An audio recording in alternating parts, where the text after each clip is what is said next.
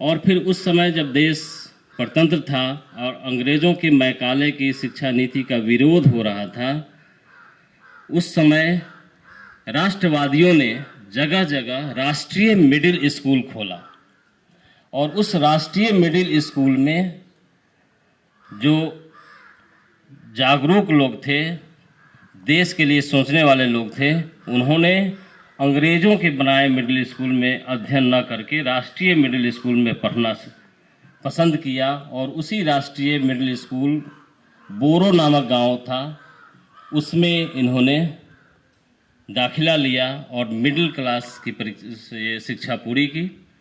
उसके बाद मोकामा घाट high school से इन्होंने मैट्रिक की परीक्षा पूरी की।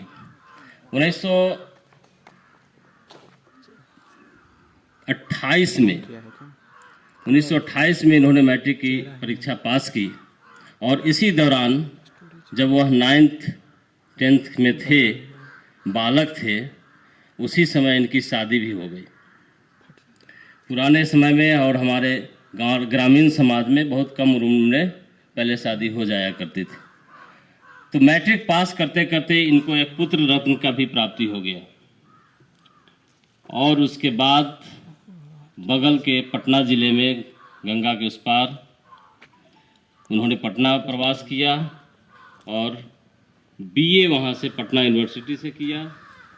इतिहास, राजनीति विज्ञान, दर्शन शास्त्र विषयों को लेकर के 1932 में इन्होंने पटना विश्वविद्यालय से ग्रेजुएशन की डिग्री प्राप्त की और ग्रेजुएशन की डिग्री के तुरंत बाद इन्होंने एक विद्यालय में अध्यापन कार्य शुरू कर दिया।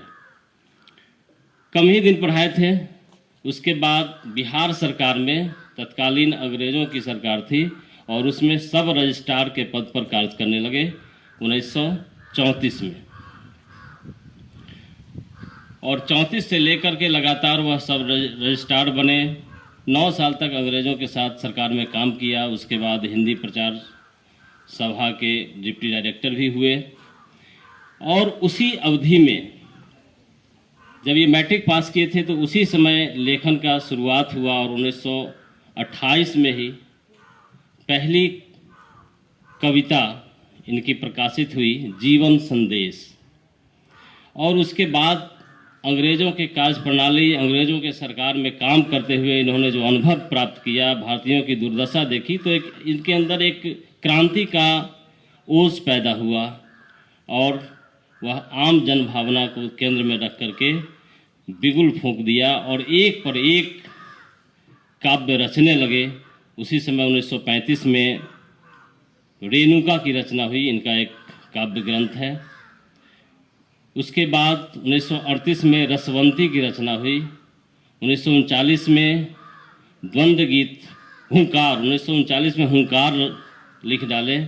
ये 3 खंड काव्य समाज में इतना उथल पुथल मचाया, जगह जगह इनकी कविताओं की चर्चा होने लगी और अंग्रेज समझ गए कि हम अपने तंत्र में जिन लोगों को शामिल किया है वह हमारे लिए ठीक नहीं है और लगातार हर जगह इनसे शो कॉज, बात बात पर शो कॉज होने लगे।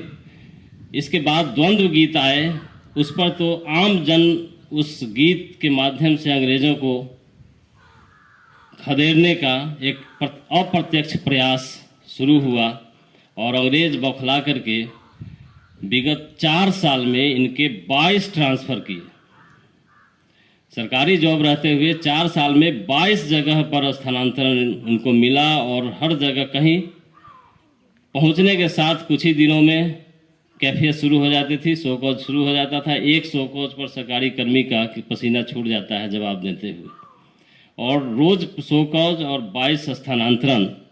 उसके बाद इन्होंने जॉब छोड़ा और अपने काव्य क्षेत्र में रम गए। तब तक काफ़ी ख्याति प्राप्त हो गई थी और देश की लड़ाई चरम पर थी। 1942 का जो भारत छोड़ो आंदोलन देश भर में चरम पर था। उस पीरियड में एक क्रांतिकारी वक्ता के रूप में, राष्ट्रभक्ति के गायक के रूप में ये उभर कर सामने आए और तरह तरह की कविताएं जो कि राष्ट्रभक्ति से ओतप्रोत थी, राष्ट्रीय भावना को केंद्र में लिख करके लिखे हुए थे। तो भारत अंग्रेज़ों के भारत छोड़ने का जो आंदोलन चल रहा था उस पर बिल्कुल फिट बैठता था और इनकी कविता, उसके पंक्ति हर लोग गाने लगे। देश जब आज़ाद हुआ तो 1947 में इनको मुजफ्फरपुर में प्रख्यात कॉलेज है लंगर सिंह महाविद्यालय, तो एलएस कॉलेज में हिंदी के विभाग अध्यक्ष बनाए गए। और उस समय से इनकी लेखनी लगातार चलायमान रही और एक जो आज़ादी के पहले का पीरियड था उसकी अवधि, उस समय शुरुआती में छायावाद का प्रभाव रहा, क्योंकि इनका जो शुरुआत हुआ था उस समय छायावाद अवसान पर था। तो शुरुआती कविता में छायावाद का प्रभाव हुआ, जिसके कारण श्रृंगारिक कविता लिखी इन्होंने। फिर उसके बाद देश में जो आज़ादी का आंदोलन शुरू हुआ तो राष्ट्रवाद पर इन्होंने खूब लिखा।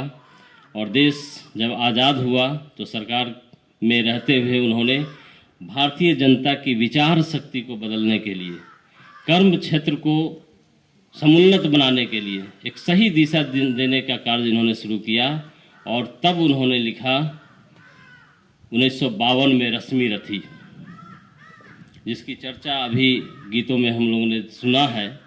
और रश्मि रथी की रचना मुजफ्फरपुर रहते हुए, और कुछ समय के लिए मुजफ्फरपुर से सीतामढ़ी भी उनका आना जाना होता था, क्योंकि सीतामढ़ी के भी चार्ज इनको मिले थे। तो कुछ समय मुजफ्फरपुर, कुछ समय सीतामढ़ी सप्ताह में जाते थे। और मुजफ्फरपुर और सीतामढ़ी के प्रवास में लंगर सिंह कॉलेज के हॉस्टल में रश्मि रथी की रचना हुई। और वह कालजयी रचना सभी के, आम लोगों के, न केवल भारत भर में बल्कि पूरी दुनिया में हिंदी सेवियों के जुबान पर चढ़ गए। इतनी सरल हिंदी, सरल शब्द। मैं अपने जीवन की बात करूं तो सबसे पहला परिचय रश्मि रथी के द्वारा ही काव्य से मेरा हुआ। मैं उसके पीछे बहुत ज़्यादा नहीं जाऊं, लेकिन एक घटना बता देते हैं कि इसी यूनिवर्सिटी में मेरे एक चचेरे भाई ननिहाल में रहते थे। यूनिवर्सिटी में टीचर्स कॉलेज में ट्यूशन पढ़ाते थे। वो कभी कभी घर पर आते थे, काफ़ी बड़े थे मुझसे। तो ये हम 9th में थे, तो उस समय उन्होंने बुला के पूछा कि कुछ कविता सुनाओ। हमने एक आध कविता सुनाई। और उस समय ज़्यादा था कि दो में से क्या तुम्हें चाहिए, कलम या की तलवार, मन में ऊंचे भाव की तन में शक्ति अजय अपार। 8वीं में हम लोगों ने पढ़ा था, खूब इसका गान करते थे। स्टूडेंट लोग तो काफ़ी इसका गान करता था। सब यही पूछता था, दो में से क्या तुम्हें चाहिए, कलम या की तलवार। तो ये हमने बोल दिया कि दो में से क्या तुम्हें चाहिए, कलम या की तलवार, मन में ऊंचे भाव या तन में शक्ति अजय अपार। उन्होंने पूछा किसकी कविता है, तो जानते नहीं थे, सब गाते थे, पढ़े थे। क्योंकि ये मिडिल क्लास में जब हाई स्कूल में पढ़ाई होती है तो कविता और पढ़ लेते हैं, उसका शीर्षक पढ़ लेते हैं, पंक्ति पढ़ लेते हैं, कवि पर उतना ध्यान नहीं जाता है। तो उन्होंने कहा कि ये दिनकर की रचना है और कविता सुनाओ।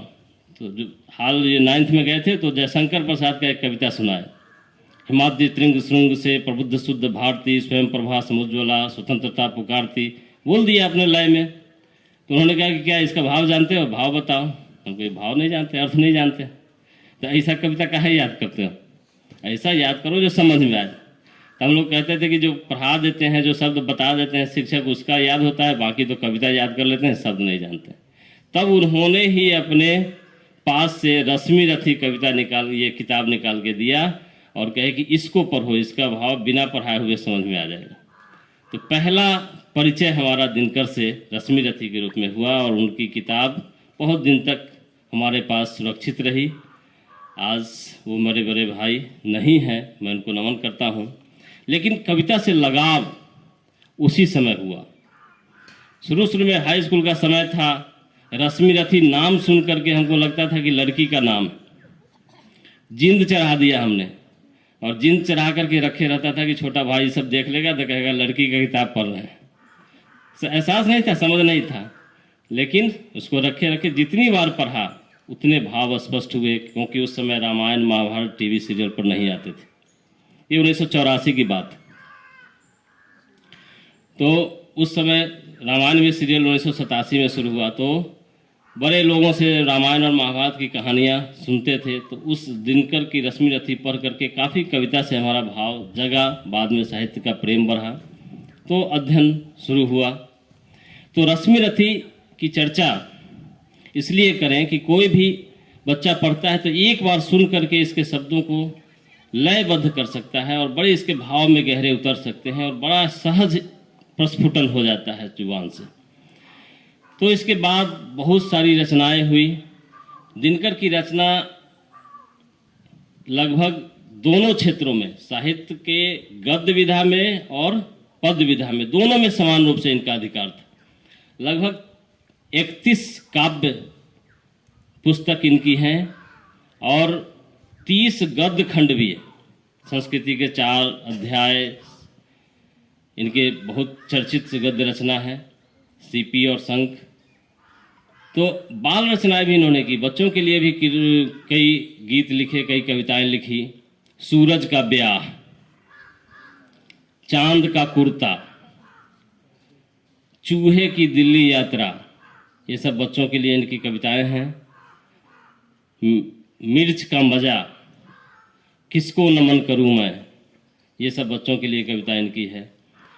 तो गद्य और पद पर समान अधिकार रखने वाले हमारे इस महान कवि को हम याद कर रहे हैं। बाद में इन्होंने कई रचनाएं लिखी, कई तो पूरे अभी जिसकी चर्चा हुई उर्वशी, तो उर्वशी इनका संपूर्ण काव्य है एक श्रृंगार पर, प्रेम पर, प्रेम की पराकाष्ठा है और यह 1961 में लिखी गई। 52 से जब देश आज़ाद हुआ, हम बता रहे थे जो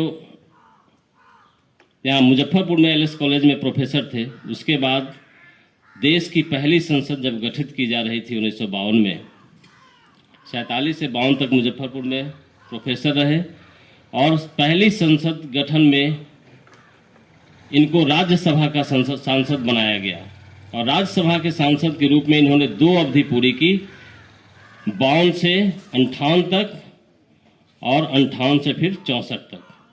6 साल का 2 कार्यकाल इन्होंने पूरा किया, 2 बार राज्यसभा सांसद बने और 1964 तक राज्यसभा में ही रहे। 64 के बाद हमारे ही राज्य में उस समय भागलपुर की यूनिवर्सिटी हुआ करते थे डॉक्टर जाकिर हुसैन। डॉक्टर जाकिर हुसैन उसके बाद राज्यपाल बने बिहार के और बिहार के राज्यपाल के बाद वो देश के राष्ट्रपति बने। तो जाकिर हुसैन के बाद इनके राज्यसभा का कार्यकाल पूरा हुआ था 1964 में और वे भागलपुर के वीसी बनाए गए। तो भागलपुर के वीसी के रूप में उन्होंने कार्य किया और कुछ ही समय के बाद 1-2 साल काम करने के बाद भारत सरकार के में फिर ये हिंदी सलाहकार परिषद में चले गए। तो मृत्यु पर्यंत वो भारत सरकार के हिंदू सलाहकार के रूप में कार्यरत रहे। 1974 में 24 अप्रैल को बिहार से दूर तमिलनाडु में चेन्नई में इनका निधन हुआ 65 वर्ष की अवस्था में।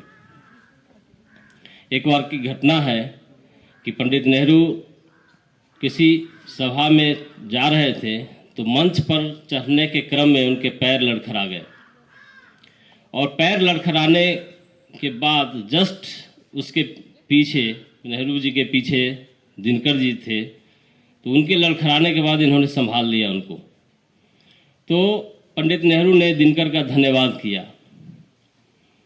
प्रत्युत्तर में इन्होंने कहा कि जब जब राजनीति लड़खड़ाती है तो साहित्य आगे बढ़ करके उनको संभाल लेता है। अपनी हर बात वो साहित्यिक लहजे में करते थे। एक समय इनसे पहले जो राष्ट्र कवि हुए मैथिली शरण गुप्त, सुब्रमण्यम भारती, तो भारती तो पहले थे, मैथिली शरण गुप्त इनके कार्यकालीन थे, काफ़ी बड़े थे। इनके बाद निराला, महाप्राण निराला थे, निराला इनसे 12 वर्ष बड़े थे। तो एक साथ निराला और इनमें थोड़ा सा खटास आंतरिक रूप से चलता था, क्योंकि निराला के बाद तुरंत ये राष्ट्रपति बने, राष्ट्र कवि माने गए। तो निराला बिहार में मुजफ्फरपुर के महान कवि हुए हैं जानकी वल्लभ शास्त्री। तो जानकी वल्लभ शास्त्री को पत्र में लिखते हैं कि तुम्हारा बिहार का जो नया लड़का है इसकी बड़ी वाहवाही होती है, हम बिहार से तुमको आगे करना चाहते हैं, तुम लिखो हिंदी का प्रतिनिधि बिहार का तुम बनो। लेकिन बाहर से बड़ी शिष्ट थे। मैथिसन गुप्त राज्यसभा सांसद थे, तो उन्हीं के बगल में इनका सीट था। तो काफ़ी उनका सम्मान करने के बाद भी आंतरिक खींच रहती थी। तो साहित्यिक रूप में जो भी साहित्यिक रूप में खींच थी तो साहित्यिक रूप में ही निकलता था, और उन्हीं भावनाओं की अभिव्यक्ति किसी न किसी कविता के रूप में सामने आती थी। तो उन महान कवि का जीवन, जिसको युग का चारण कहा गया है, और उनको 1959 में उनकी कृति के लिए संस्कृति के 4 अध्याय गद्य है, और उस पर उनको साहित्य अकादमी का पुरस्कार प्राप्त हुआ। 1959 में ही डॉक्टर राजेंद्र प्रसाद के द्वारा उन्हें पद्म विभूषण की उपाधि मिली। और जब उर्वशी की रचना हुई 1961 में, तो उसके बाद 1971 में 72 में साहित्य का सबसे बड़ा पुरस्कार ज्ञानपीठ पुरस्कार उनको प्रदान किए गए। तो ज्ञानपीठ पुरस्कार के बाद यह बहुत उच्च दर्जे के पूरे विश्व में साहित्यकार माने गए। और ज्ञानपीठ पुरस्कार पर चर्चा करते हुए उस समय हरिवंश राय बच्चन ने पूरे इनके साहित्यिक कृति के याद करते हुए कहा कि दिनकर को एक ज्ञानपीठ नहीं मिलना चाहिए। दिनकर जैसे महान व्यक्तित्व को गद्य, पद्य, भाषा और हिंदी सेवा के लिए 4 ज्ञानपीठ पुरस्कार मिलने चाहिए। ये हरिवंश राय बच्चन का वक्तव्य था।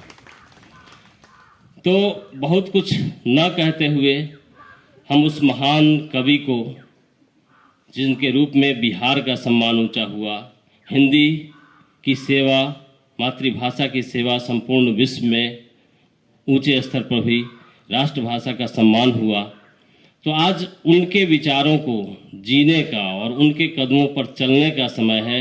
इसलिए हम जयंती में उनको याद करते हैं।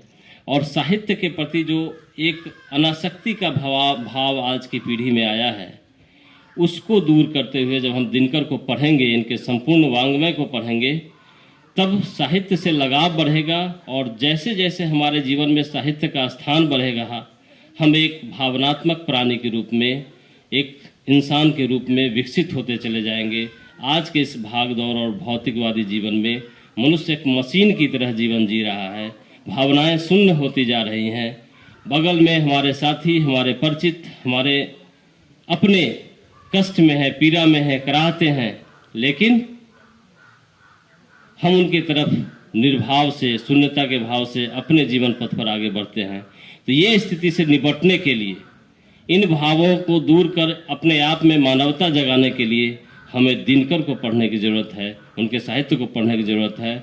और दिनकर जैसे तमाम जो साहित्य सेवी है, उनको जानने की ज़रूरत है। एक संपूर्ण संवेदना अपने अंदर लाने की ज़रूरत है। तो एक बार फिर से आप सभी को दिनकर जयंती की शुभकामनाएं, बधाई, धन्यवाद।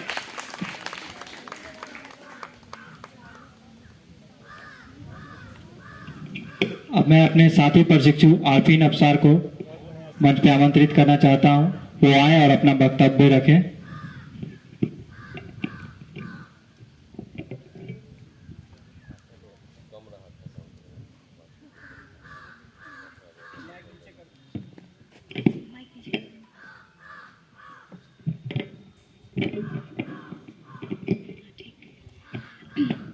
सुप्रभात। विद्वान व्याख्यातागण समक्ष रामधारी सिंह दिनकर के जयंती पर उनके जीवन से जुड़े, उनके शैक्षणिक स्तर, उनके राजनीतिक करियर, जो कुछ भी उनसे रिलेटेड है, वो सब कुछ आज आप लोगों के सामने थोड़े थोड़े पॉइंट्स रखूंगी। हालांकि सर इतना कुछ बता दिए हैं कि अब मुझे लग रहा है कि मेरे पास कोई पॉइंट ही नहीं बचाने को। बहरहाल सबसे पहले जो इनका नाम है रामधारी सिंह दिनकर, रामधारी लाखों शब्दों का एक संकलन है। जिस इंसान के नाम में ही इतनी शब्दों का संकलन होगा, जाहिर है वो एक कवि ही होगा।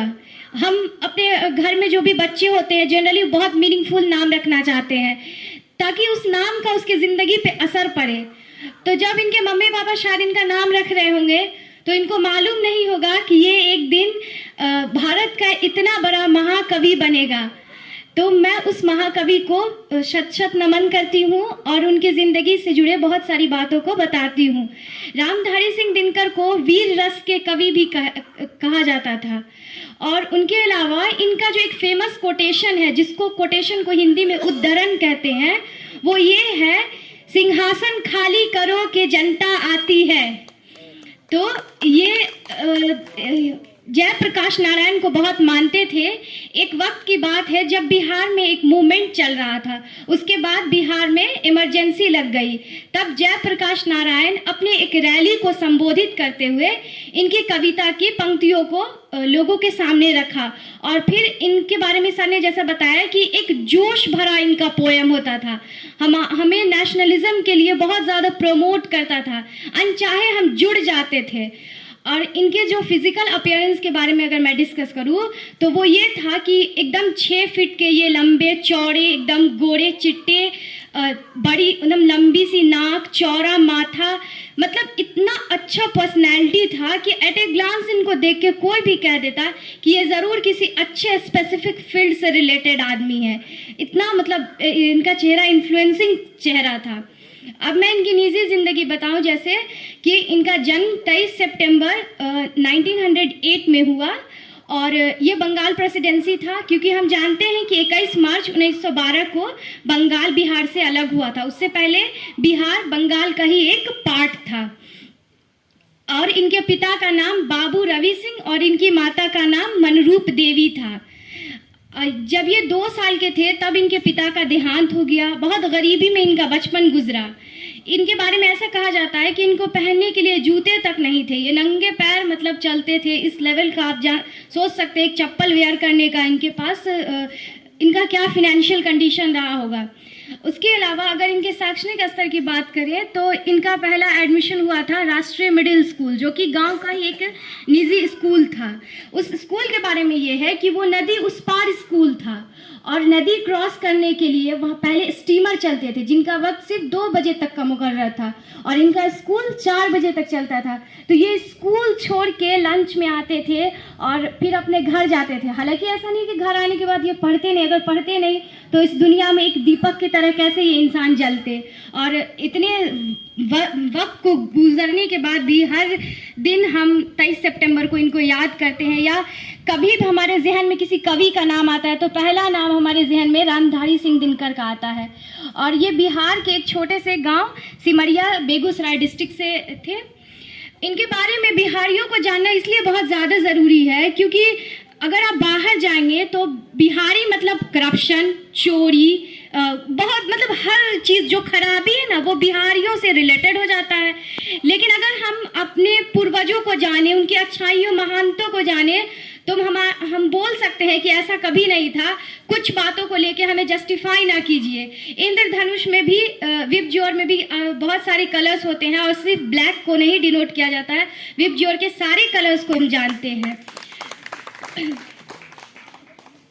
और इसी के साथ इनकी ज़िंदगी से 1-2 पॉइंट्स और मैं बता दूं। इनकी फेमस पुस्तक थी जैसे रश्मि रति, उर्वशी और भी बहुत सारी इनकी बुक्स थी। रश्मि रति के बारे में ये है कि ये कर्ण पे आधारित थी। रश्मि का मतलब होता है सूरज की किरण और रथ जो उसको ट्रैवल करता है, और ये कर्ण पर आधारित पुस्तक थी और ये बहुत फेमस, ये एक एपिक बना। और इन 1924 में इन्होंने अपनी पहली पोयम लिखी थी जो कि बहुत ज़्यादा सराहनीय था। उस पोयम का नाम था छत्र सहोदर, ब्रदर्स ऑफ स्टूडेंट्स। उसके बाद इन्होंने साहित्य के लिए पोयम लिखा जो कि 10 पोयमों का एक पूरा बुक पब्लिश हुआ, मैसेज ऑफ विक्ट्री, विजय का संदेश। इनके बारे में एक बात है कि जब हमारा इंडिया बिफोर इंडिपेंडेंसी ये अपना नाम छिपा के अपना बुक पब्लिश करते थे और इनका नाम अमिताभ नाम से इनका बुक छपता था, क्योंकि अगर ब्रिटिशर्स ये जान जाते कि ये मतलब बगावत वाला पोयम लिख रहा है तो इनको सज़ा हो सकती थी। इस वजह से ये अपना नाम छिपा के बुक पब्लिश करते थे। और अभी रिसेंटली हमारे चीफ मिनिस्टर ने बेगूसराय में एक इंजीनियरिंग कॉलेज इस्टेब्लिश की है जो रामधारी सिंह दिनकर के नाम से है। 21 मई 2015 को जो हमारे मुख्य प्रधानमंत्री हैं उन्होंने दिल्ली के विज्ञान भवन में भी इनकी संस्कृत के 4 अध्याय और रश्मि रति, परशुराम की प्रतीक्षा, सारे किताबों की चर्चा की है और इनकी तारीफ भी की है। इस बात के साथ मैं अपने वाणी को पूर्ण विराम देती हूँ। धन्यवाद।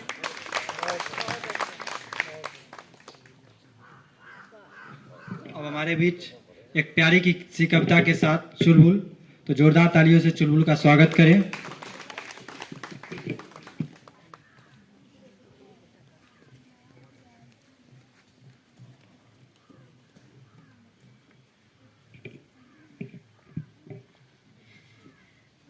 परम आदरणीय प्राचार्य महोदय एवं यहाँ उपस्थित विद्वान व्याख्यातागण एवं अतिथिगण एवं मेरे प्रिय सहपाठियों, मैं आज के शुभ अवसर पर रामधारी सिंह दिनकर जी की एक सुप्रसिद्ध कविता का प्रस्तुति करने जा रही हूँ, जिसका शीर्षक है कोई अर्थ नहीं। नित जीवन के संघर्षों से जब टूट चुका हो अंतर मन, फिर सुख के मिले समंदर का रह जाता कोई अर्थ नहीं। जब फसल सूख कर जल के बिन तिनका तिनकावन गिर जाए, फिर होने वाली वर्षा का रह जाता कोई अर्थ नहीं। संबंध कोई भी हो लेकिन यदि सुख में दुख में साथ न दे अपना, फिर सुख में उन संबंधों का रह जाता कोई अर्थ नहीं। छोटे छोटे खुशियों के दिन निकले जाते रोज यहाँ, फिर सुख की नित्य प्रतीक्षा का रह जाता कोई अर्थ नहीं। मन कटवाने से आहत हो भीतर तक छलनी हो जाए, फिर बाद कहे प्रिय वचनों का रह जाता कोई अर्थ नहीं। सुख साधन चाहे जितने हो पर काया रोगी का घर हो, फिर उन अनगिनत सुविधाओं का रह जाता कोई अर्थ नहीं, रह जाता कोई अर्थ नहीं। धन्यवाद। बहुत ही प्यारी कविता थी, कोई अर्थ नहीं। अब मैं अपने साथी प्रशिक्षु में से फिर एक बार कविता के लिए आमंत्रित करने जा रहा हूं चंद्रकला कुमारी को, तो जोरदार तालियों से स्वागत करें चंद्रकला कुमारी का।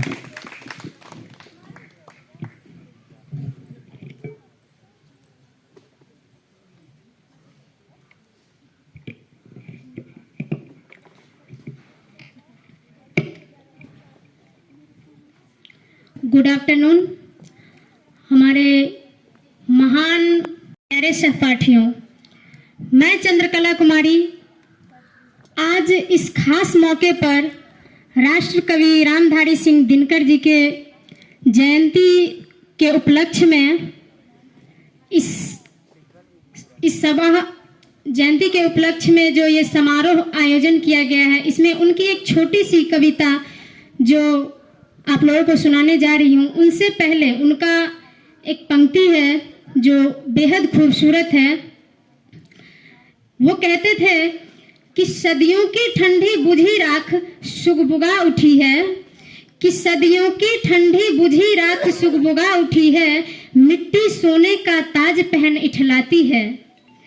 सदियों की ठंडी बुझी राख सुगबुगा उठी है, मिट्टी सोने का ताज पहन इठलाती है। दो राह समय के रथ का घर घर नाद सुनो, सिंहासन खाली करो कि जनता आती है। अब इनकी एक छोटी सी कविता है। 3 दिवस तक पंथ मांगते रघुपति सिंधु किनारे, 3 दिवस तक पंथ मांगते रघुपति सिंधु किनारे, बैठे पढ़ते रहे छंद अनुनय के प्यारे प्यारे। उत्तर में जब एक नाद भी उठा नहीं सागर से, उत्तर में जब एक नाद भी उठा नहीं सागर से, उठी अधीर धधक पौरुष की आग राम के सर से। सिंधु देहधर त्राही त्राही करता आ गिरा शरण में, सिंधु देहधर त्राही त्राही करता आ गिरा शरण में, चरण पूज दास्ता ग्रहण की बंधा मुठ बंधन में, चरण पूज दास्ता ग्रहण की बंधा मुठ बंधन में। इनके बाद इनकी एक सुविचार थी। वे कहते थे कि लोग हमारी चर्चा ही ना करे यह अधिक बुरा है। उनका कहना था कि लोग हमारी चर्चा ही ना करे ये अधिक बुरा है, वे हमारी निंदा करे ये कम बुरा है। धन्यवाद।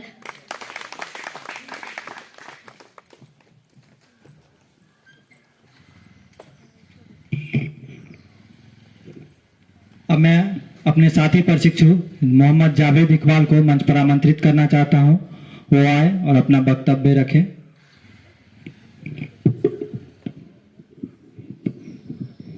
सहा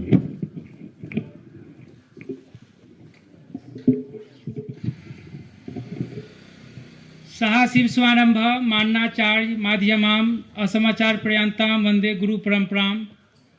आदर अभिनंदन आभार आदाब सत श्री अकाल। मैं जावेद इकबाल आप सभी को अंतर्मन और हृदय की गहराइयों से अभिनंदन करता हूं। दोस्तों, रामधारी सिंह दिनकर द्वारा लिखी गई कविता वीर उन सभी वीरों को समर्पित जो बॉर्डरों पर हैं, रात दिन एक किए हमारी रक्षा कर रहे हैं ताकि हम चैन से सो सकें। ये वीर कविता उन सभी वीरों को समर्पित जो कोरोना काल में अपनी जान की परवाह ना करते हुए हमारी सेवा की। ये कविता वीर उन 15 वर्ष की लड़की को समर्पित जिन्होंने गुड़गांव से बिहार तक अपने पिताजी को साइकिल पर लाई। ये कविता हम सबको यानी कि आप सबको, हमारे प्रांगण में बैठे व्याख्यातागण को, जो अपने परिवार को छोड़ हम सब के पास आकर हमें प्रशिक्षण देते हैं, और उन सभी प्रशिक्षुओं को समर्पित जो विघ्न बाधाओं को लांघ कर यहाँ पर आकर प्रशिक्षण लेते हैं। तो आइए सुनते हैं कविता। कविता का शीर्षक है सच है विपत्ति जब आती है। सच है विपत्ति जब आती है, कायर को ही दहलाती है। सूरमा नहीं विचलित होते, क्षण एक नहीं धीरज खोते। विघ्नों को गले लगाते हैं और कांटों में राह बनाते हैं। सच है विपत्ति जब आती है, कायर को ही दहलाती है। मुंह से कभी उफ ना कहते हैं, संकट का चरण ना कहते हैं। जो आपरता सब सहते हैं, उद्योग निरत नित रहते हैं। सूलों का मूल नसाते हैं, बड़ खुद विपत्ति पर छाते हैं। सच है विपत्ति जब आती है, कायर को ही दहलाती है कौन विघ्न ऐसा जग में टिक सके आदमी के मग में। खम ठोंट ठेलता है जब नर, पर्वत के जाते हैं पांव उखर। मानव जब जोर लगाता है, पत्थर भी पानी बन जाता है। सच है विपत्ति जब आती है, कायर को ही दहलाती है। गुण बड़े एक से बढ़कर हैं छिपे मानवों के भीतर। गुण बड़े एक से परखर हैं छिपे मानवों के भीतर। मेदी जैसी लाली हो, वर्तिका बीच उजियाली हो। बत्ती जो नहीं जलता है, रोशनी नहीं वह पाता है। और अंत में रामधारी सिंह दिनकर द्वारा लिखी गई कुछ रश्मि रथी का भी मैं कुछ गायन करना चाहूंगा। जय हो जग में जले जहां भी नमन पुनीत अनल को। जय हो जग में जले जहां भी नमन पुनीत अनल को। जिस नर में भी बसे हमारा नमन तेज अमन को। किसी वृंत पर खिले विपिन में, किसी वृंत पर खिले विपिन में, पर नमस्य है फूल। सुधी खोजते नहीं गुणों आदि शक्ति का मूल। तेजस्वी सम्मान खोजते नहीं गोत्र बतला के। तेजस्वी सम्मान खोजते नहीं गोत्र बतला के। पाते हैं जग में परिस्थिति अपना कर्तव्य दिखला के। अरे हीन मूल की ओर देख, जग गलत कहे या ठीक। हीन मूल की ओर देख, जग गलत कहे या ठीक। वीर खींच कर ही रहते हैं इतिहासों पर लीक। वीर खींच कर ही रहते हैं इतिहासों पर लीक। धन्यवाद। धन्यवाद जावेद। अब साथी प्रशिक्षु में से जिन्हें कभी का भी दर्जा दिया जाता है, मैं उन्हें मंच पर आमंत्रित करने जा रहा हूं। तो जोरदार तालियों के बीच आशुतोष का मंच पर आमंत्रित करें। धन्यवाद।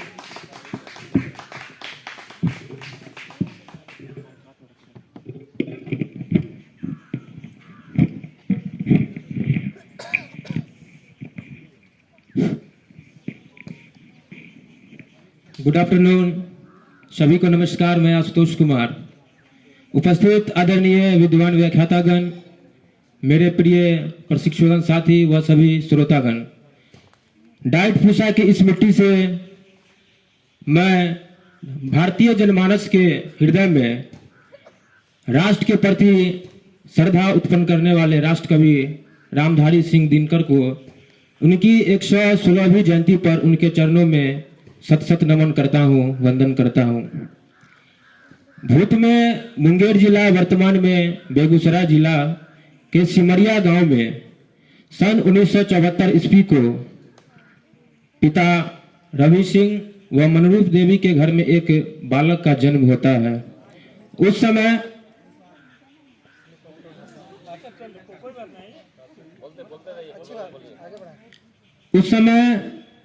किसी को ये नहीं पता था कि ये बालक आगे चलकर राष्ट्र कवि रामधारी सिंह दिनकर के रूप में जाना जाएगा। लेकिन जैसे ही वे बड़े हुए, उन्होंने अपने कविता के जरिए पहचान बनाया।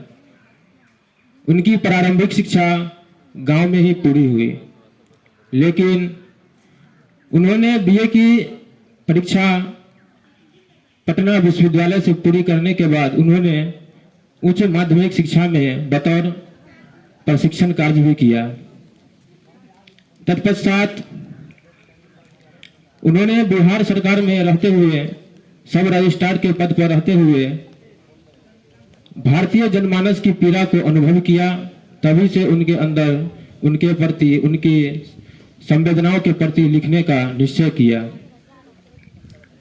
उनकी अगर व्यक्तित्व की बात की जाए तो उनके नाम में उनके व्यक्तित्व की छवि झलकती है।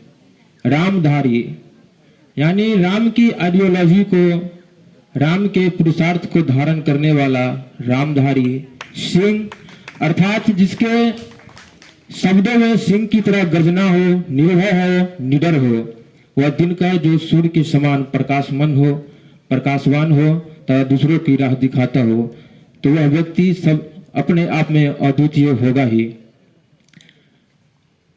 उसके बाद जब वो भारत सरकार में बतौर उनकी भूमिका में थे, तो एक बार एक घटना होती है कि राष्ट्रपति भवन, वहां पे कवि सम्मेलन होता है जिसमें राष्ट्र के बड़े बड़े कवियों को आमंत्रित किया जाता है और प्रधानमंत्री विशेष अतिथि के तौर पर उसमें शिरकत करते हैं। तो जब वो उन्हें भी उस समय, क्योंकि वो राष्ट्र कवि थे, तो उन्हें भी वहां आमंत्रित किया गया।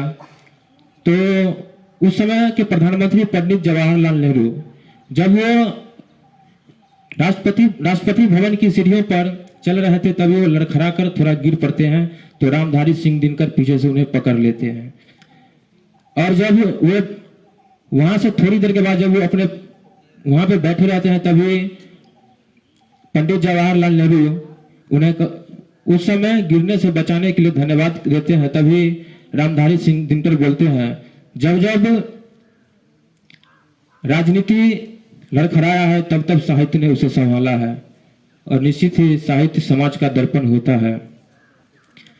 रामधारी सिंह दिनकर के अगर पूरे जीवन काल के देखा जाए तो उन्होंने साहित्य के साथ साथ उन्होंने राजनीतिक जीवन भी जिया है, लेकिन कभी भी उन्होंने राजनीति को साहित्य के ऊपर हावी नहीं होने दिया।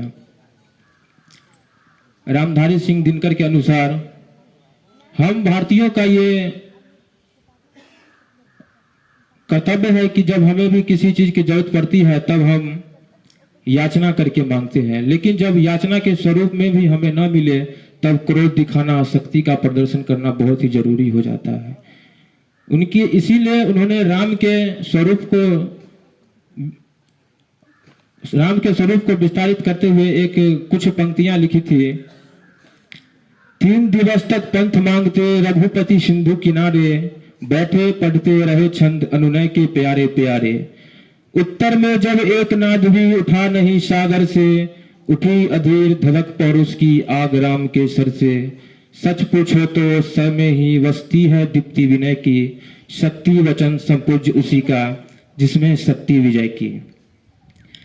इसी के साथ साथ उन्होंने जो व्यक्ति अपने जीवन से हार गया है, जो थक कर बैठ चुका है कि अब उसे कुछ नहीं हो सकता, उनकी चेतना को जागृत करने के लिए भी उन्होंने कुछ पंक्तियां लिखी।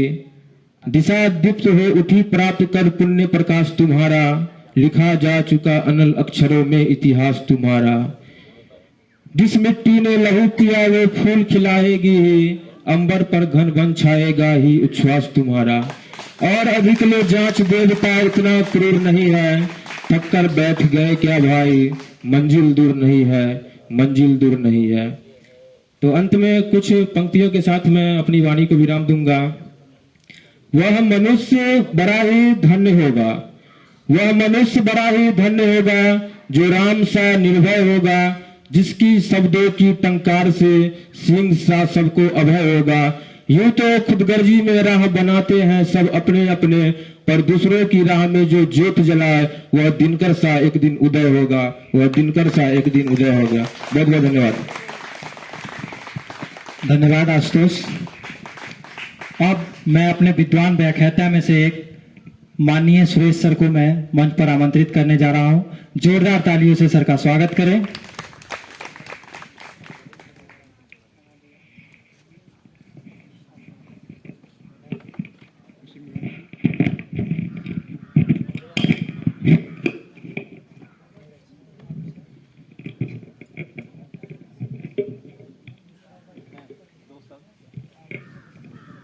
आदरणीय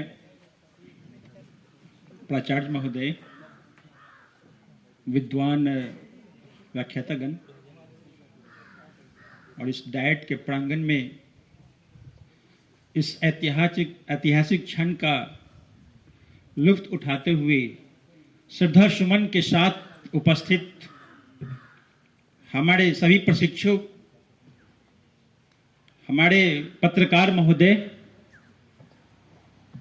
हमारे मंच के संचालक, इस रामधारी सिंह दिनकर के जन्म दिवस पर श्रद्धा सुमन अर्पित करते हुए सभी का नंदन अभिनंदन।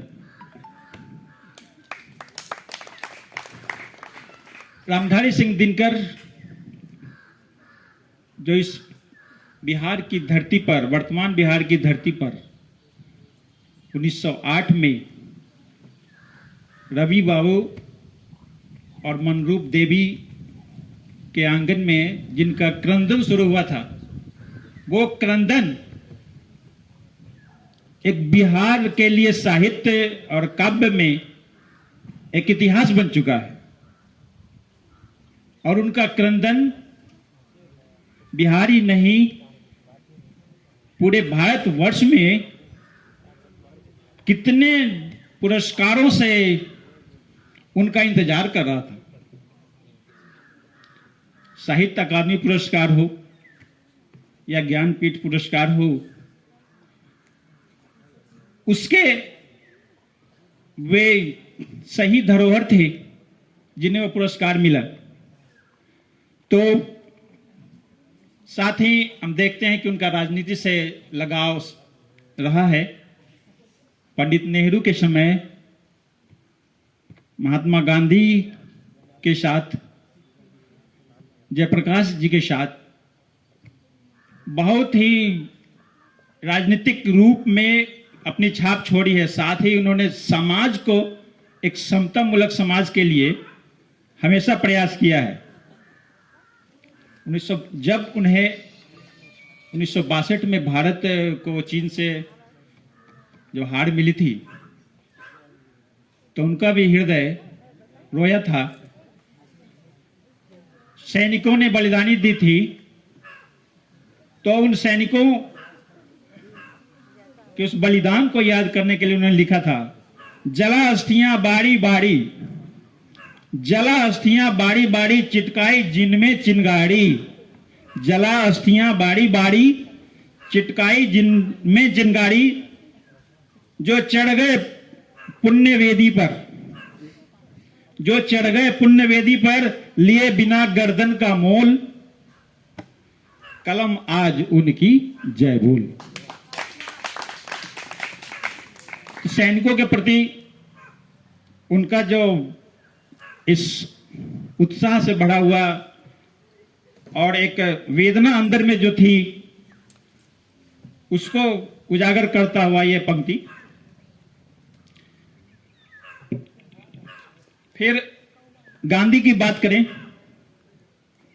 तो गांधी जी के ऊपर उन्होंने एक रचना लिखी है, बापू 1947 में।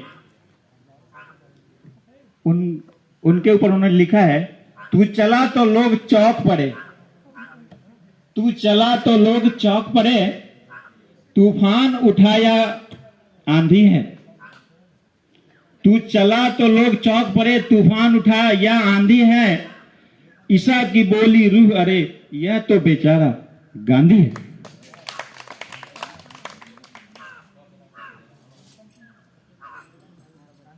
बापू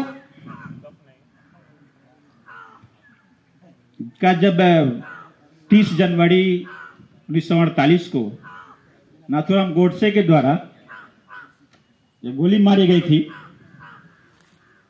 तो उनका हृदय किस रूप में लहूलुहान हुआ था, एक कवि का हृदय, जरा उनको भी देखें। लौटो छूने दो एक बार फिर अपना चरण अभयकारी, लौटो छूने दो एक बार फिर अपना चरण अभयकारी, रोने दो पकड़ वही छाती जिसमें हमने गोली मारी।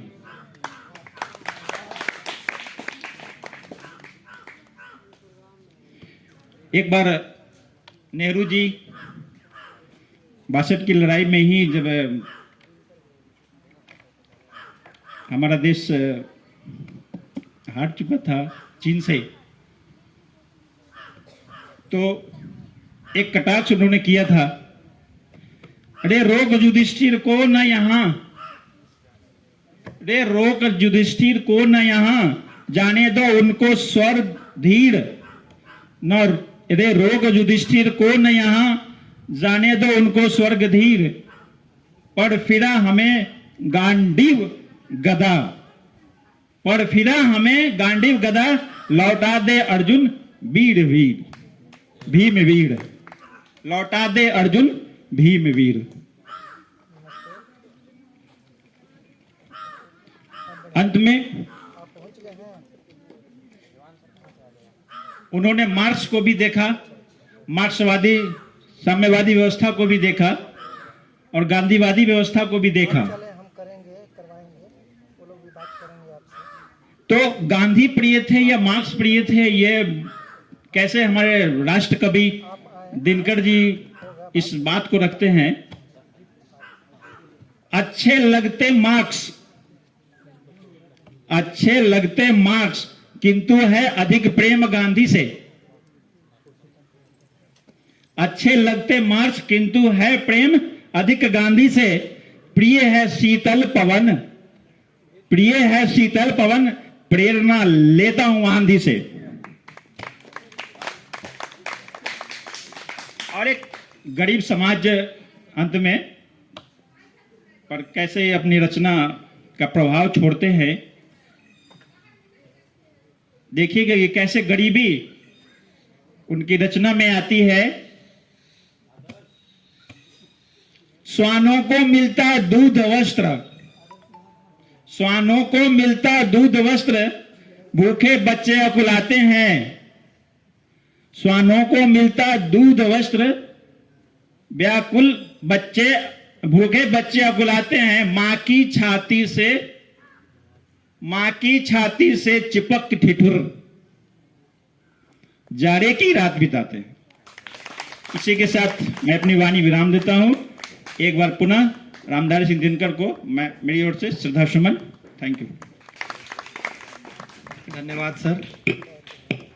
अब मैं अपने साथी प्रशिक्षु जो निबंध लेखन में कविता लिखने के दौरान उन्होंने प्रथम पुरस्कार जीता था, तो उनमें से मैं बुलाना चाहता हूं पुरुषोत्तम को। जोरदार तालियों के बीच पुरुषोत्तम का स्वागत करें।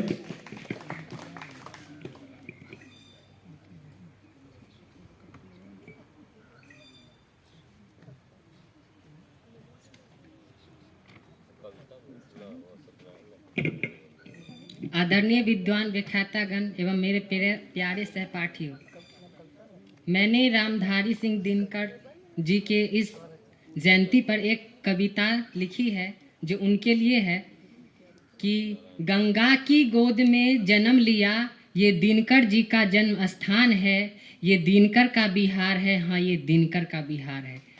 जिसने शब्दों से की गद्यपद की रचना, वो दिनकर महान है, हाँ ये दिनकर का बिहार है। श्रेष्ठ कवि वो वीर रस के, राष्ट्रवाद भी उनका काव्य है। जिनकी रचना रश्मि रथी, कुरुक्षेत्र और हुंकार है, हाँ ये दिनकर का बिहार है, हाँ ये दिनकर का बिहार है, हाँ वो दिनकर महान है, हाँ वो दिनकर महान। Thank you. बहुत ही प्यारी रचना थी। अब मैं अपने साथी सुमित कुमार को मंच पर आमंत्रित करने जा रहा हूं। जोरदार तालियों से सुमित का स्वागत करें।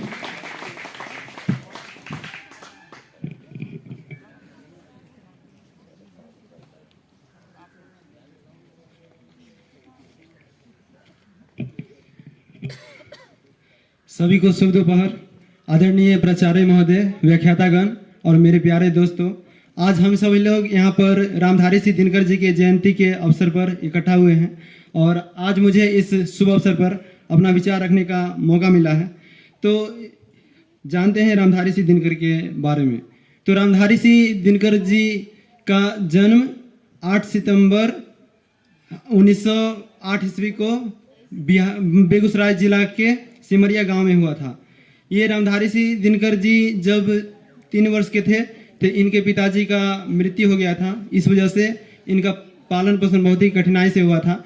फिर उसके बाद जब रामधारी सिंह दिनकर जी बच्चा थे तो इनके बचपन में इनको रामचरितमानस पाठ पढ़ाया जाता था और इस वजह से रामधारी सिंह दिनकर जी कविता का रचना करना सीख गए और बहुत सारे काव्य का रचना करना भी सीख गए। रामधारी सिंह दिनकर जी मुख्य रूप से वैसे कवि के रूप में जाने जाते हैं जो देश को आज़ादी दिलाने में बहुत ही महत्वपूर्ण भूमिका निभाए हैं। और जिस वक्त देश को आज़ादी दिलाने के लिए बहुत सारे लोग संघर्ष कर रहे थे भारत में, उस समय ये रामधारी सिंह दिनकर जी बहुत सारी कविताओं का रचना करके लोगों को प्रेरित करते थे, मतलब देश को आज़ादी दिलाने के लिए।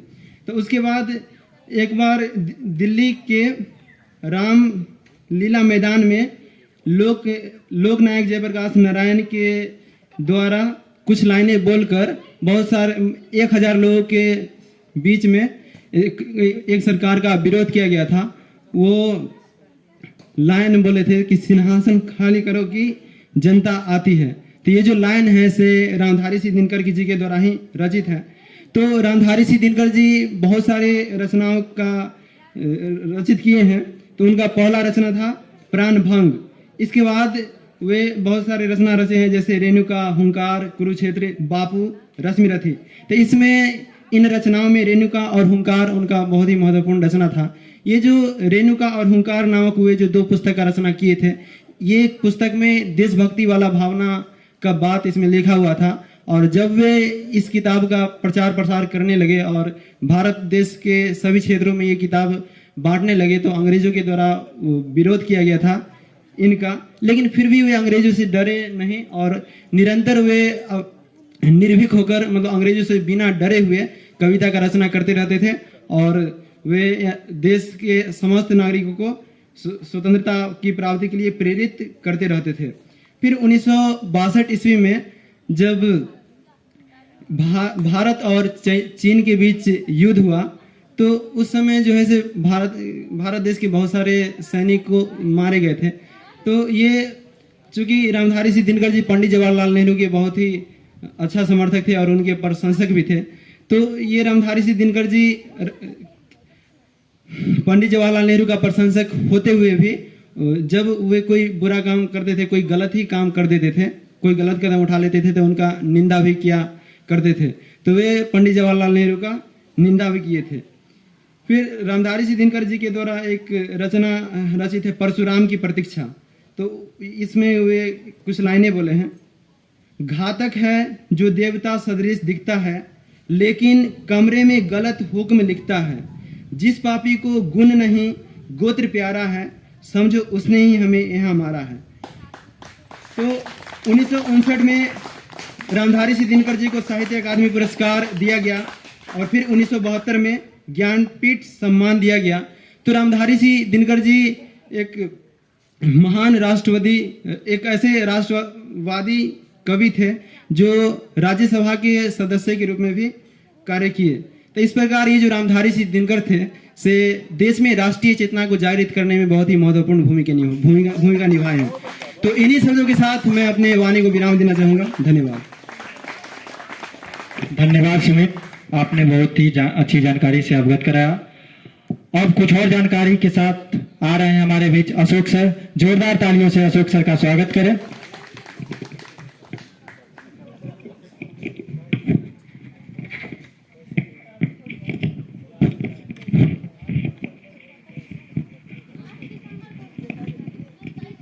इस सभा की अध्यक्षता कर रहे इस संस्थान के प्राचार्य महोदय, इस सभा में उपस्थित अनुभवी और आदरणीय व्याख्यातागण एवं इस सभा में उपस्थित इस संस्थान से प्रशिक्षण प्राप्त कर रहे सभी प्रशिक्षुगण, आप सभी को राष्ट्रकवि रामधारी सिंह दिनकर जी की जयंती के उपलक्ष्य में आयोजित इस सभा में मैं अशोक कुमार सब लोगों का हार्दिक अभिनंदन करता हूं। साथियों, मुझसे पहले जितने वक्तागण आए उन लोगों की प्रस्तुति के बाद आदरणीय दिनकर जी के जीवन परिचय का मुझे नहीं लगता है कि अब अधिक आवश्यकता है। मैं अपने वक्तव्य में उन बिंदुओं को शामिल करने का प्रयास करूंगा जो शायद अभी तक अछूते रहे हैं। साथियों, अगर हम लोग दिनकर जी की शुरुआती जीवन पे नज़र डालते हैं तो हम पाएंगे कि उनका जीवन बहुत ही अभावग्रस्त और विकट परिस्थिति से होकर गुजरा। बहुत कठिन से प्रारंभिक शिक्षा और माध्यमिक शिक्षा 6 to 8 की शिक्षा पाने के बाद जब उनकी पढ़ाई हाई स्कूल की पढ़ाई की बारी आई, तब आसपास में अच्छे स्कूल हाई स्कूल ना होने की वजह से उनको अपने घर से 15 किलोमीटर दूर जाना पड़ता था और आना पड़ता था। बीच में उन्हें एक नदी भी पार करना होता था। खासकर ये जो समय था 1918, 20, 25 के आसपास का समय था, वो धीरे धीरे किशोरावस्था की ओर और अपने युवावस्था की ओर बढ़ रहे थे। इस समय पूरे देश में जो घटनाएं घटित हो रही थी, राष्ट्रीय चेतना का और स्वतंत्रता संग्राम का जो भी घटना वो देखते थे, इन सब का उनके व्यक्तित्व पर बहुत गहरा प्रभाव हुआ। इसलिए हम देखेंगे कि उनकी जो रचनाएं हैं वो वीर रस से चेतना जागृत करने वाले इस तरह के तरीके के रचनाएं अधिक मिलते हैं। अगर उनकी कृतियों की हम लोग बात करें तो सर्वप्रथम उनकी रचना बेगूसराय जिले से प्रकाशित होने वाली हिंदी की मासिक पत्रिका प्रकाश में छपती है। यहीं से उनके नाम के आगे दिनकर शब्द जुड़ने का प्रसंग दिखता है। फिर हम देखते हैं कि 20 वर्ष की एक छोटी सी आयु में उन्होंने कई सारे गीत लिखे थे। उन गीतों का संग्रह विजय संदेश नाम की किताब के रूप में छप के आता है, जो पूरे भारतवर्ष के लोग उनको पढ़ते हैं, उनको समझते हैं, तब जाके दिनकर जी एक राष्ट्र कवि के रूप में उभर कर आते हैं।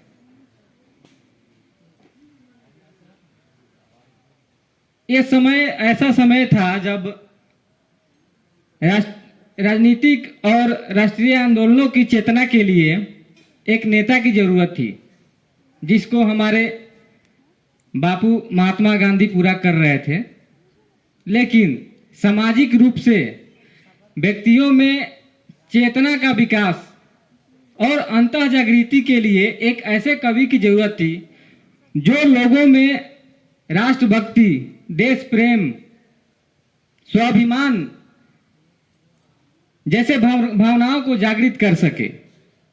इस परिस्थिति में दिनकर जी का प्रादुर्भाव काफी अहम माना जाता है।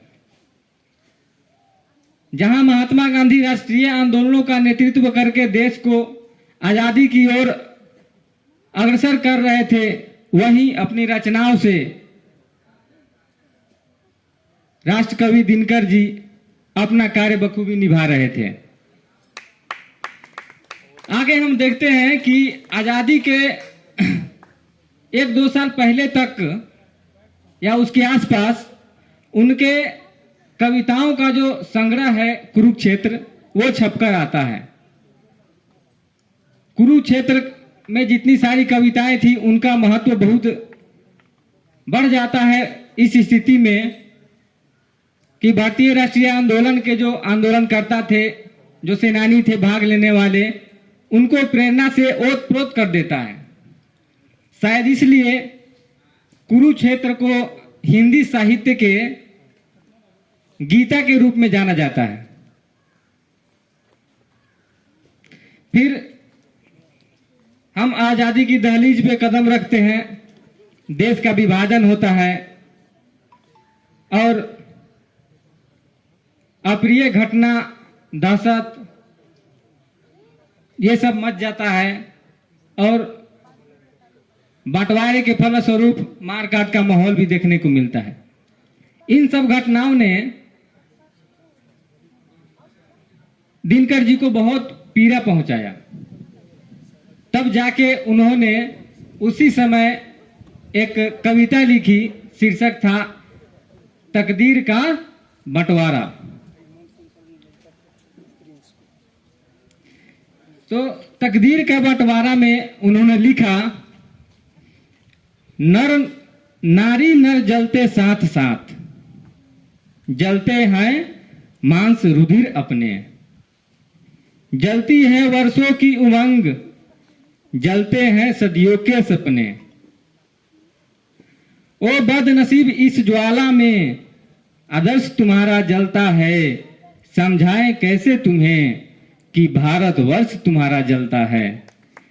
जलते हैं हिंदू मुसलमान, भारत की आंखें जलती है, आने वाली आजादी की लो दोनों पांखें जलती है।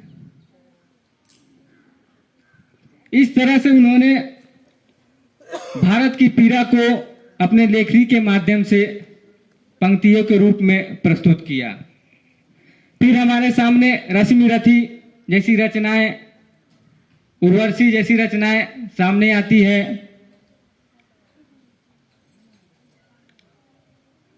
राष्ट्रकवि रामधारी सिंह दिनकर जी के पास किसी एक विषय वस्तु पे लिखने के लिए बहुत कुछ था।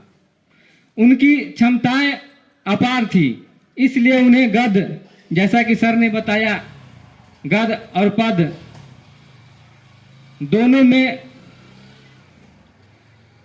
दोनों विद्याओं में रचना के लिए काफी महत्वपूर्ण माना जाता है। ऐसे ही महाभारत के परिदृश्य में मुझे लगता है कि उनकी नज़र इस परिदृश्य पे कुछ ज़्यादा थी, इसलिए खासकर महाभारत के परिदृश्य में हम उनकी कई सारी रचनाएं देखते हैं। उन्हीं रचनाओं में से एक है शक्ति और क्षमा, जिसका पाठ मुझसे पहले जो वक्ता आए थे उन्होंने उसके कुछ अंश का पाठ किया। ये महाभारत की पृष्ठभूमि से लिया गया कविता है। इसमें भीम जो है वो अपने बड़े भाई युधिष्ठिर को समझाने का प्रयत्न कर रहे हैं, उनको ये बताने का कोशिश कर रहे हैं कि आपका जो ये नरम स्वभाव है, इसकी वजह से हमें बहुत क्षति हुई है, आपके व्यक्तित्व को बहुत क्षति हुआ है, इतनी विनम्रता ठीक नहीं है। इसी बात को उन्होंने बहुत सारे उदाहरणों के माध्यम से समझाने का प्रयास किया है, जिसे हमारे राष्ट्रकवि रामधारी सिंह दिनकर ने अपने पंक्तियों में पिरोया है। आइए देखते हैं उन्होंने कैसे इस चीज को लिखा है। शीर्षक है शक्ति और क्षमा। उन्होंने लिखा, क्षमा दया तब त्याग मनोबल, सबका लिया सहारा, पर नर व्याघ्र सुयोधन तुमसे, कहो कहां कब हारा। क्षमाशील हो रिपु समक्ष, तुम हुए विनीत जितना ही, दुष्ट कौरवों ने तुमको कायर समझा उतना ही। अत्याचार सहन करने का कुफल यही होता है, पौरुष का आतंक मनुज कोमल होकर खोता है। क्षमा शोभती उस भुजंग को जिसके पास गरल हो, उसको क्या जो दंतहीन विष रहित विनित सरल हो। 3 दिवस तक पंथ मांगते रघुपति सिंधु किनारे, बैठ पढ़ते रहे छंद अनुनय के प्यारे प्यारे। उत्तर में जब एक नाद भी उठा नहीं सागर से, उठी अधीर धधक पौरुष से, आग राम के सर से। सिंधु देधर त्राही त्राही, करता आ गिरा शरण में, चरण पूज दास्ता ग्रहण की, बंदा मुठ बंधन में। सच पूछो तो सर में ही बस्ती दीपित विनय की, संधि वचन संपुज उसी का, जिसमें शक्ति विनय की। सहनशीलता क्षमा दया को तभी पूजता जग है, बल का दर्प चमकता उसके पीछे जब जगमग है। इन पंक्तियों के माध्यम से उन्होंने ताकत, शक्ति और क्षमा को समझाने का प्रयत्न किया है। जिन चीजों को हमने देखा और इन सब चीजों से काफी हम लोगों को सीख मिलती है। अंत में एक बार फिर राष्ट्रकवि रामधारी सिंह दिनकर जी की जयंती के दिन के इस अवसर पर आप सभी को हार्दिक बधाई, अभिनंदन, धन्यवाद। अब इस कार्यक्रम के अंतिम छोर पर हम सभी पहुंच चुके हैं, तो अपने साथी प्रशिक्षु में से एक को बुलाना चाहूंगा जिनका नाम है चंद्रकांत। तो जोरदार तालियों से स्वागत करें चंद्रकांत का।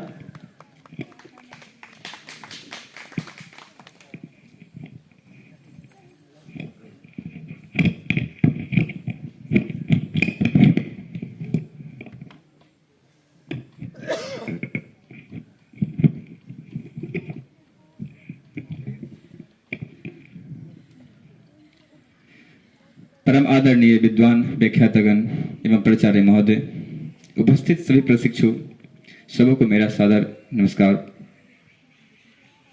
मैं चंद्रकांत हेलो आज श्री रामधारी सिंह दिनकर के जन्म दिवस पे कुछ कहने जा रहा हूँ।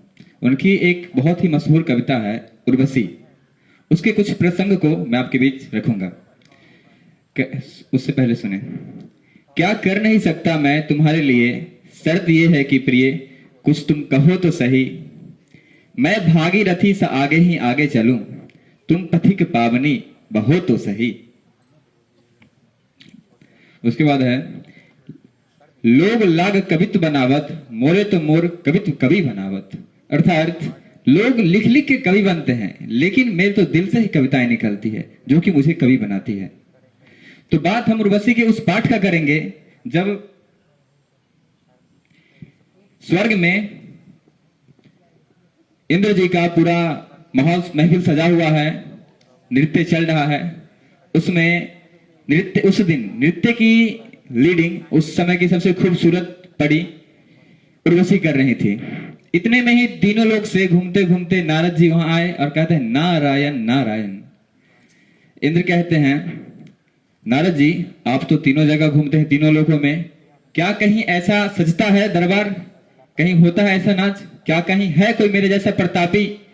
तो नारद जी कहते हैं भगवान पृथ्वी लोक में एक राजा है पुरूरवा, जिसके जैसा ना कोई प्रतापी और ना कोई सुंदर राजा है। ये बात सुनकर इंद्र भगवान को काफी दुख हुआ कि भाई हमसे भी बेहतर कौन हो सकता है, और उनका थोड़ा मन टूट गया। तो इधर उनसे हटा के बात को टालते हुए नृत्य में मग्न हो गए। ठीक है, तो नृत्य में चूंकि बात से ऑलरेडी पहले वो तंग हो चुके थे और नृत्य हो रहा था, लेकिन नारद जी की जो बात थी, इस पूरे पृथ्वी लोक में एक राजा पुरूरवा जिसके जैसा न कोई सुंदर और न कोई प्रतापी, इस बात का छाप उर्वशी पे छोड़ गया। उर्वशी मन ही मन सोच रही थी कि कैसा होगा आखिर वो इतना सुंदर, इतना प्रतापी, और उसका ध्यान भटका और नृत्य से उसका मन अलग हो गया। तो होता क्या है कि नृत्य का जो ताल होता है गड़बड़ा जाता है। तो इतने में भगवान इंद्र कहते हैं दफा हो जाओ यहां से, तुम्हारा जहां मन लग रहा है वहां जाके जाओ।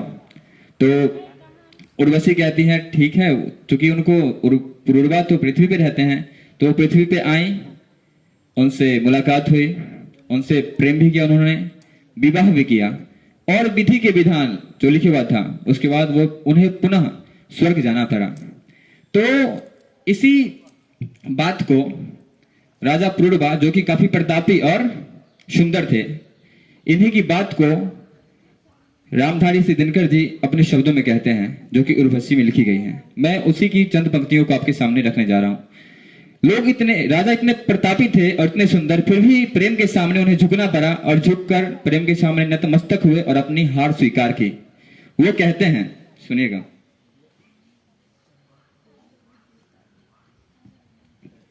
कौन है अंकुश इसे मैं भी नहीं पहचान पाता हूं, पर सरोवर के किनारे कंठ में जो जल से रहती है उस तृषा उस वेदना को जानता हूं।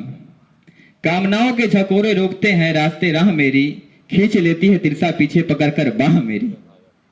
सिंध सा अधम परंपार बल है मेरा, गुंजता जिस शक्त का सर्वत्र जय जयकार मेरा। उस अटल संकल्प का संबल कहाँ है, यह शिला वक्ष यह चट्टान से मेरी भुजा कहाँ है। सूर्य के आलोक से दीपित समुद्र बाल मेरे प्राण का सागर कहाँ है। सामने टिकते नहीं वनराज पर्वत डोलते हैं, कांपते कुंडली मारे समय का व्याकुल मेरी बाह झोंकते हैं। मरते मानव का विजय का दूत हूं मैं, उर्वशी अपने समय का सूरज हूं मैं। अंग तंब के बाल पर पावक जलाता हूं, बादलों के शीश पर सिंदन चलाता हूं। पर बात न जाने क्यों इंद्र का अद्युक्त पुरुष जो झेल सकता है, वह सिंह बाहें मिलाकर खेल सकता है। फूल के आगे वही असहाय हो जाता, शक्ति रहते निरुपाय हो जाता।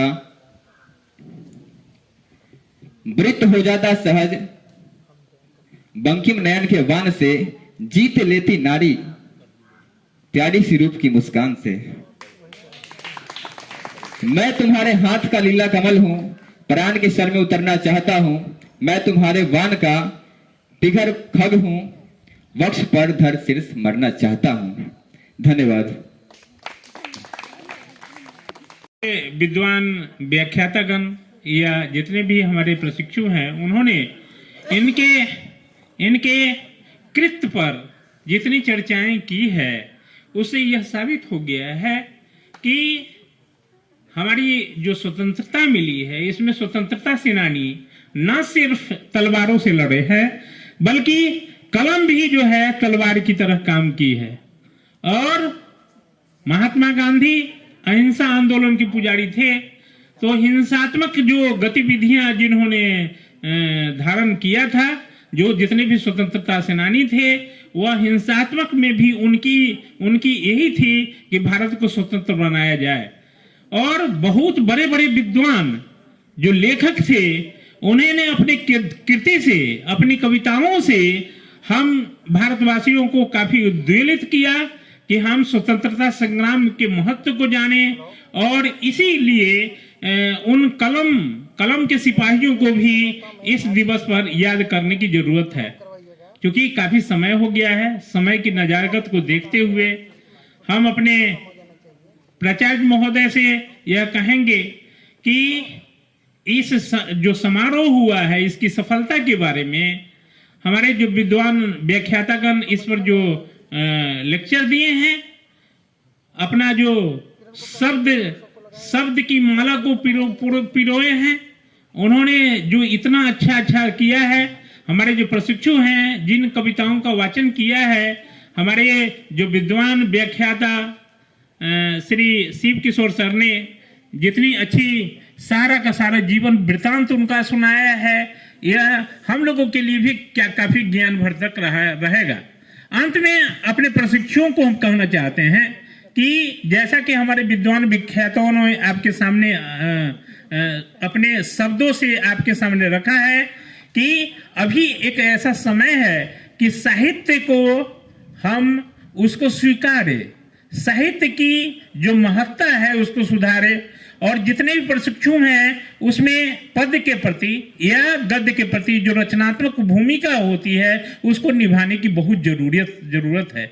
अब हम अंत में अपने प्राचार्य महोदय को कहेंगे कि आज के कार्यक्रम की सफलता के लिए जिन हमारे प्रशिक्षुओं ने, जितने विख्यातों ने जो अपने यहाँ आकर के अपने कार्यक्रम का प्रस्तुतिकरण किया है, अपनी रचनाओं को इस मंच से रखा है उनके लिए धन्यवाद ज्ञापन करें और अपने अनमोल शब्दों का इस जगह जो है हम लोगों को अनुग्रहित करें।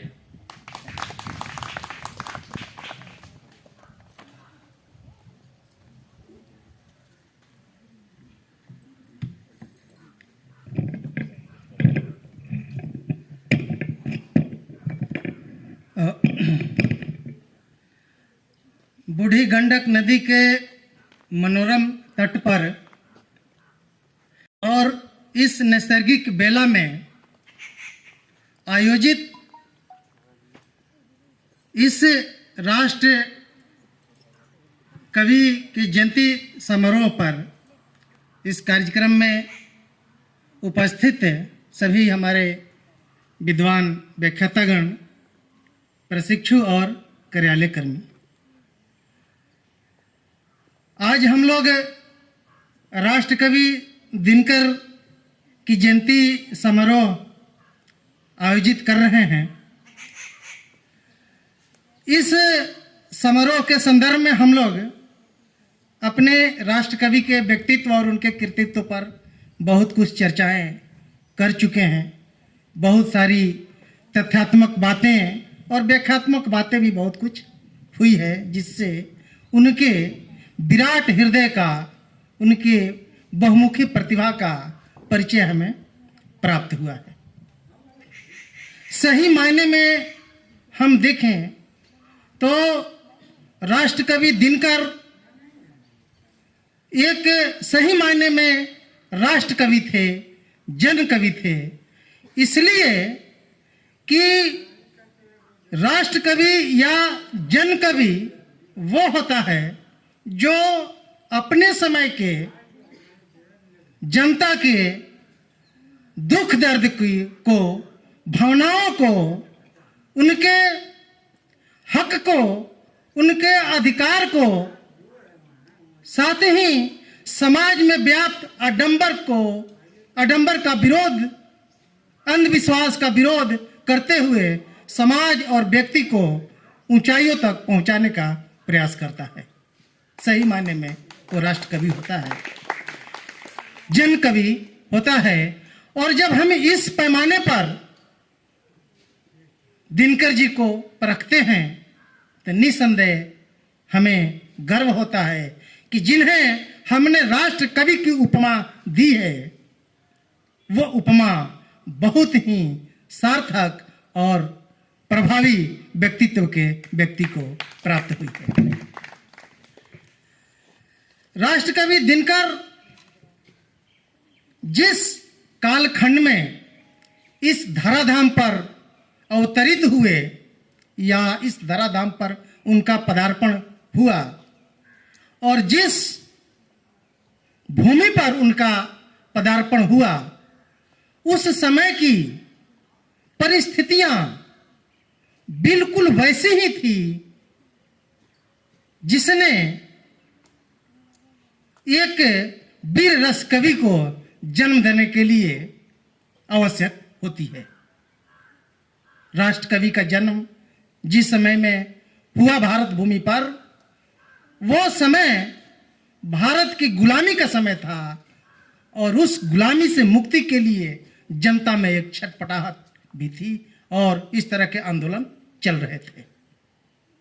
हर जन कवि, चूंकि कवि समाज का दर्पण होता है, जिसके रचनाओं को देखकर हम तत्कालीन समाज की परिस्थितियों का ज्ञान प्राप्त करते हैं। और वो तत्कालिक परिस्थितियां ऐसी थी जिसमें लोगों में उत्साह भरने की आवश्यकता थी, लोगों में आक्रोश था, विद्रोह का भाव था। और कवि ने बिल्कुल अपने उस जनता के आकांक्षाओं को, अपनी प्रकृति को व्यक्त किया और उन्होंने वीर रस कवि के रूप में इस भूमि पर अवतरित हुए, विद्रोही कवि के रूप में इस भूमि पर अवतरित हुए। हालांकि कवि या जो साहित्यकार होते हैं वे बड़े ही, उनका जीवन बड़े ही वैज्ञानिक होता है। बहुत बार तो हम ये देखते हैं कि साहित्य कला का विषय है, लेकिन साहित्यकार विज्ञान के विद्यार्थियों से भी ज़्यादा वैज्ञानिक जीवन जीते हैं। कार्य और कारण पर उनका अटूट विश्वास होता है और इसके कारण जो उनके अंदर शक्तियां होती है वो उनको बिल्कुल निर्भीक बना देती है, अधिक बना देती है। राष्ट्र कवि दिनकर के संदर्भ में भी हम इन चीज़ों को देखते हैं। बहुत बार आलोचक कवियों के या साहित्यकारों के पढ़ने के बाद वैज्ञानिक जीवन की प्रेरणा मिलती है और उससे आलोचना का भाव भी उत्पन्न होता है। बहुत बार ये एक कविता भी हमने समझा कि प्रशंसा हो तो अच्छी है, लेकिन प्रशंसा ना हो, बुराई ना हो तो वो भी अच्छी नहीं है। इसके संदर्भ में एक कविता थी और उसी के से प्रेरित होकर के जो उसके पाठक होते हैं, कवियों के, साहित्यकारों के, उनमें भी आलोचना का भाव उत्पन्न होता है और ये आलोचनाएं भी कवि के लिए एक श्रद्धांजलि का कार्य करती है। कवि कभी नहीं चाहता कि हमारी केवल नित्य प्रशंसा हो, बल्कि कवि खुले दिल का, विशाल हृदय का होता है, जो अपनी प्रशंसाओं को भी उतने ही सहजता से आत्मसात करता है जितनी कि वो अपनी आलोचनाओं को भी। हम अपने इस राष्ट्र कवि के रचनाओं का जब हम अध्ययन करते हैं तो हमें ये अक्सर ये महसूस होता है कि कुछ परिस्थितियां वैसी रही होगी जिसके कारण कवि ने जिन जिन विषयों को अपनी साहित्य साधना का आधार बनाया उसमें कुछ मौलिकताओं की कमी दिखती हुई, लेकिन जिस शैली और जिस भाषा का इस्तेमाल उन्होंने अपनी रचनाओं के लिए किया है वो पूर्णतः मौलिक है। उनकी जो बहुत सारी रचनाएं जिसके की चर्चा हुई है, कुरुक्षेत्र, रश्मि रथी, हुंकार, परशुराम की प्रतिज्ञा, ये सभी जो रचनाएं हैं या ये सभी रचनाओं के जो विषय वस्तु हैं वो भारतीय साहित्य में पहले से विद्यमान थे। ये सभी सही विषय पहले से विद्यमान थे, लेकिन इन विषयों को लेते हुए भी कवि ने जिस शैली और शब्द रचना के साथ अपने साहित्यों को हम लोगों के समक्ष प्रस्तुत किया वो निसंदेह मौलिक है और वो इस जनता में बहुत ही, भारत भूमि की जनता में बहुत प्रेरणा भरने के लिए कारगर हुआ है। राष्ट्र कवि दिनकर को हम लोग उनकी रचनाओं के अध्ययन से ये देखते हैं कि वो वीर रस के कवि थे, लेकिन केवल वीर रस की सीमाएं उनको बांध नहीं पाती है। उनकी बहुत सारी रचनाएं हैं जो वीर रस की सीमाओं को तोड़ करके प्रेम और श्रृंगार तक भी अपनी पहुंच को रखती है, जिसका कि जीता जाता उदाहरण उर्वशी के रूप में हम लोगों ने देखा है। पूर्णतः प्रेम से भरी हुई राष्ट्र कवि दिनकर, जिनको कि हम लोग कवि के रूप में स्मरण करते हैं, केवल कवि ही नहीं थे बल्कि वो बहुत अच्छा लेखक, निबंधकार, कहानीकार, कथाकार भी थे और उनकी बहुत सारी इस विधा में भी रचनाएं हम लोग देखते हैं। हालांकि अभी साहित्य के आलोचना के जो नित्य नए नए पैमाने डेवलप होते जा रहे हैं उसमें भाषा विज्ञान के आधार पर साहित्यकारों या कवियों के स्वभाव और प्रकृति को आकलित करने की एक विधा विकसित हुई है कि साहित्यकारों ने या कवियों ने अपनी रचनाओं में जिन शब्दों का उपयोग किया है वे शब्द क्या जनमानस में प्रचलित हैं या वो शब्द या वो शब्दों की वो बनावट अभिजात वर्गों तक ही सीमित है।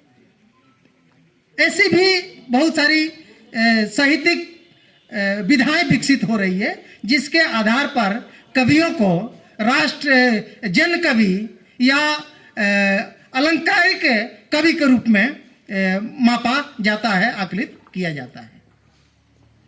हालांकि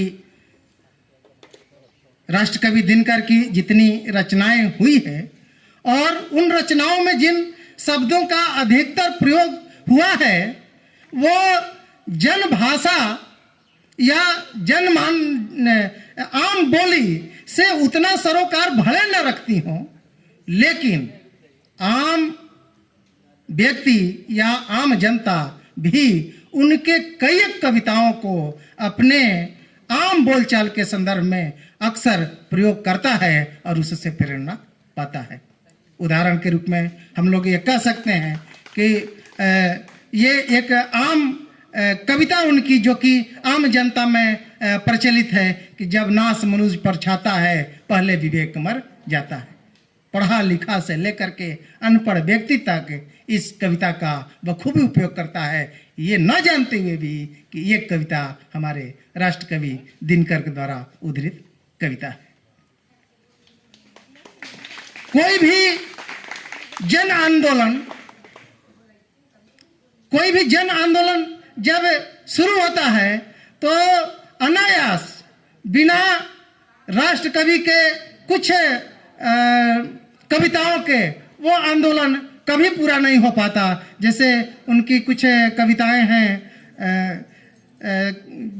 जिसमें उन्होंने समाज को चेतावनी दी है या राजनेताओं को चेतावनी दी है अपने बुराइयों का प्रतिरोध में साथ न देने के लिए कि समर शेष है नहीं पाप का भागी केवल व्याध, जो तटस्थ हैं समय लिखेगा उनका भी अपराध।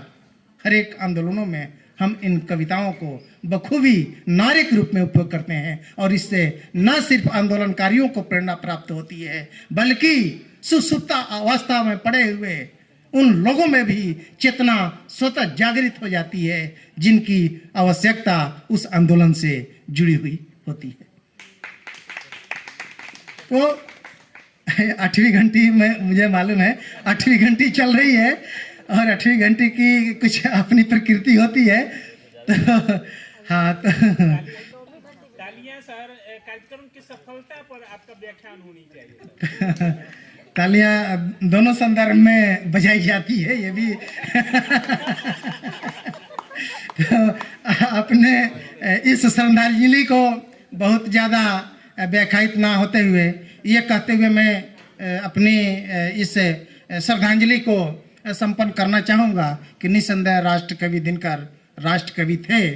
उनकी भाषा, उनकी साहित्य न सिर्फ उनके काल में प्रासंगिक था बल्कि आज भी है और आगे भी निसंदेह उसी तरह प्रासंगिक बने रहेगा।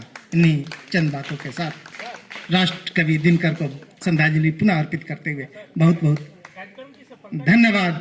और इस कार्यक्रम ये जो कार्यक्रम आयोजित हुए हैं या कहीं कार्यक्रमों का जो अभी सिलसिला चल रहा है, इस कार्यक्रम के आयोजन के लिए मैं विशेष तौर से अपने व्याख्याता माननीय शिव किशोर सर का धन्यवाद देना चाहूँगा कि उन्होंने ये स्मारित किया और उन्होंने इस तरह का उत्साह दिखाया जिसके कारण हम लोग इस तरह के कार्यक्रम को आयोजित कर सके हैं। साथ ही हमारे अन्य व्याख्याता भी हैं जिस तरह से मानसिक रूप से प्रशिक्षुओं को तैयार किया, इनके लिए हम अपने सभी व्याख्याताओं का भी धन्यवाद ज्ञापित करेंगे। और साथ ही प्रशिक्षुओं ने जिस लगन के साथ इस कार्यक्रम को आयोजित किया और अपनी प्रतिभा से हम सभी को परिचित कराया।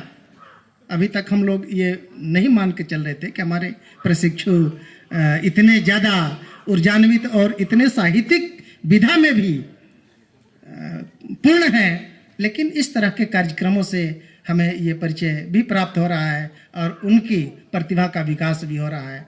जिन प्रशिक्षुओं ने आज ये कई इस संदर्भ सभा को प्रबोधित किया उसके लिए उनको बहुत बहुत धन्यवाद। और जो कार्यक्रम को प्रबोधित नहीं कर सके, जिन्होंने कार्यक्रम में भागीदारी की, उनको भी धन्यवाद। और साथ ही उनसे ये अपेक्षा कि कोई भी इस तरह का कार्यक्रम हो तो उसमें पार्टिसिपेंट्स के रूप में आप भी भाग लें। ये भी ट्रेनिंग का एक पार्ट है। इससे जो बहुमुखी प्रतिभा, इससे जो प्रतिभा का विकास होता है, जिन गुणों का विकास होता है, ट्रेनिंग का भी वही उद्देश्य होता है। तो हम लोग जो ये कार्यक्रम चला रहे हैं तो उसके पीछे भी हमारे ट्रेनिंग का एक उद्देश्य छिपा हुआ है। तो इस तरह से सभी, और खास करके जो हमारे संचालक, कार्यक्रम के संचालक हैं प्रिंस कुमार झा, इनको भी बहुत बहुत आभार। और कार्यक्रम को विश्वव्यापी बनाने के लिए जो मीडिया के रूप में आईसीटी का उपयोग हमारे प्रशिक्षकों की जो टीम कर रही है, उनका विशेष तौर से आभार व्यक्त करते हुए मैं अब इस कार्यक्रम मैं अपनी व्याख्याता माननीय रघुनाथ सर को सौंपना चाहूँगा। आप सभी को